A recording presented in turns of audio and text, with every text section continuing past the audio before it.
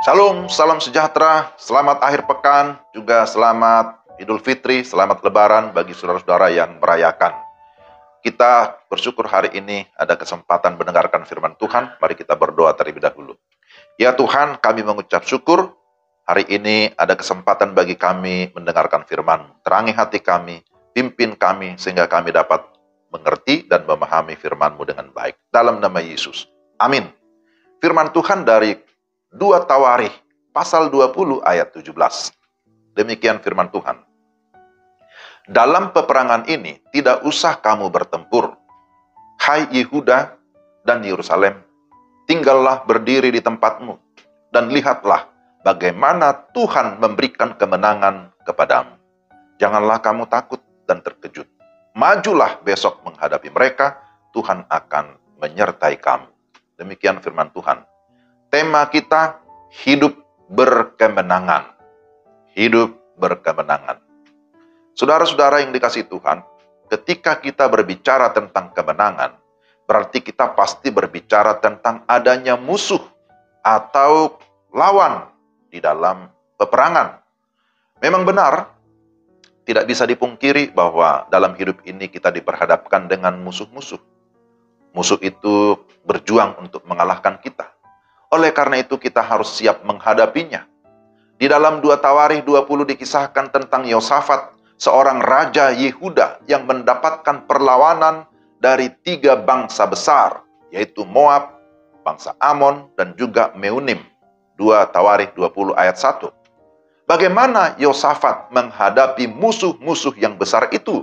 Ada beberapa prinsip yang menjadi pelajaran penting bagi kita. Pertama, mengenali musuh atau persoalan. Ini penting. Ini adalah prinsip pertama yang harus kita ketahui dalam peperangan. Kenali musuhmu. Tampaknya ini sederhana, tetapi tidak, saudara-saudara. Banyak orang mengalami kekalahan karena tidak mengenali musuh dengan baik. Seringkali menganggap musuh itu hanya dari luar, tetapi kerap kali sesungguhnya musuh kita bukan hanya dari luar, tetapi juga dari dalam diri kita, sikap kita sendiri. Di mana kita sering tidak bisa menguasai atau mengendalikan diri kita. Maka sebelum kita berperang, kita harus secara akurat mengenali musuh kita. Yosafat seorang raja yang besar dan berkuasa. Ketika mendengar ada musuh yang akan menyerang, ia takut. Ini adalah reaksi alamiah, karena dia tahu siapa musuhnya. Tapi yang kedua, membawa persoalan kepada Tuhan. Yosafat memang menjadi takut, karena menghadapi situasi yang jelas sangat membahayakan. Tapi apa yang dia lakukan? Apakah dia mengumpulkan tentara-tentara yang kuat untuk melawan? Tidak. Apakah dia menyesal kenapa dia menjadi raja? Tidak juga. Atau dia menyalahkan orang lain? Tidak. Mencari sekutu dengan negara-negara lain? Tidak juga. Mencari kekuatan ilah lain? Mencari orang hebat, dukun hebat, paranormal? Tidak. Tapi ayat 3 dan ayat 4 menyatakan dengan jelas bahwa Yosafat membawa persoalan yang dihadapinya kepada Tuhan. Ia mengambil keputusan atau ketetapan untuk mencari Tuhan. Ini adalah hal yang sangat penting. Ia mengajak seluruh Yehuda berpuasa meminta pertolongan Tuhan. Doa meminta pertolongan kepada Tuhan harus menjadi senjata pertama yang kita gunakan, bukan senjata terakhir. Ketika kita berdoa, kita mengakui kekuatan Tuhan, tapi juga sekaligus mengakui kelemahan atau keterbatasan kita. Kita mengakui bahwa tanpa Tuhan aku tidak mampu. Maka Yosafat berdoa, Allah, aku tahu Engkau telah menolongku di masa lalu. Aku tahu Engkau dapat menolongku di masa depan. Jadi tolonglah aku sekarang.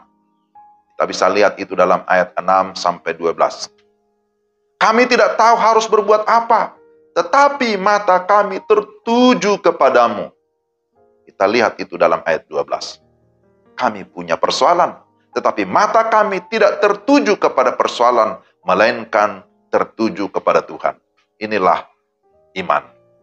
Lalu yang ketiga, meyakini dengan iman bahwa bersama Tuhan ada kemenangan. Iman yang sejati membawa kita kepada pengharapan. Sekalipun seolah-olah semua jalan buntu atau tertutup, namun iman memberi ruang untuk kita berharap bahwa nothing impossible with God. Tidak ada yang mustahil bersama Tuhan. Amin. Ketika Yosafat dan seluruh warga Yehuda sudah berseru kepada Tuhan, maka Tuhan mengutus Yahasiel untuk menyampaikan firman Tuhan. Janganlah kamu takut dan terkejut karena laskar yang besar ini, sebab bukan kamu yang akan berperang, melainkan Allah. Ayat 15. Sebuah konfirmasi agar Yosafat tidak takut menghadapi musuh yang besar. Sesuai dengan namanya, Yosafat berarti Tuhan adalah hakim atau pembela bagi Yosafat. Maju dan hadapilah musuh dengan keyakinan iman. Tuhan akan berperang untuk kamu dan Tuhan menyertai kamu. Ayat 17, tinggal berdiri di tempatmu. Itu kata firman Tuhan. Artinya, tetaplah teguh. Jangan berusaha lari dari situasi yang sulit. Lihatlah bagaimana Tuhan akan memberikan kemenangan kepadamu. Mendengar hal itu, mereka pun sujud menyembah kepada Tuhan. Dan kemudian orang Lewi, Bani Kehat, dan Bani Korah menaikkan puji-pujian kepada Tuhan dengan suara yang sangat nyaring. Apa yang terjadi selanjutnya?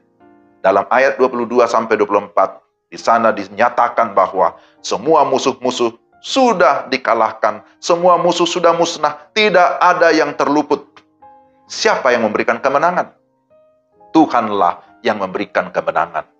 Bukan karena usaha manusia, bukan karena kehebatan manusia.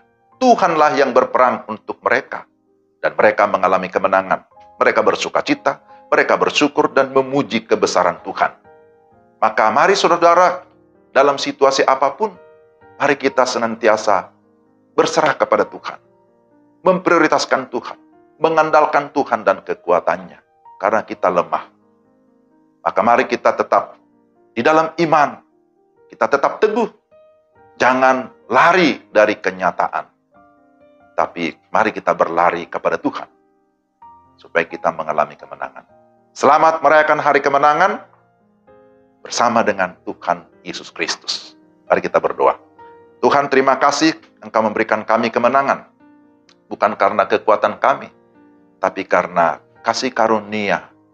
Oleh karena kebesaran-Mu, oleh karena kekuasaan-Mu. Itulah yang membuat kami mengalami kemenangan. Tolonglah kami Tuhan supaya kami tetap bersyukur, kami tetap bersandar kepada Tuhan, kami tetap mengandalkan Tuhan dalam segala situasi apapun. Karena kami tahu Engkau Allah yang hidup, Allah yang berkuasa di dalam seluruh keberadaan kami. Dalam nama Yesus, kami berdoa dan bersyukur. Amin. Demikianlah renungan kita hari ini. Tuhan memberkati Bapak, Ibu, dan saudara-saudara sekalian. Salam.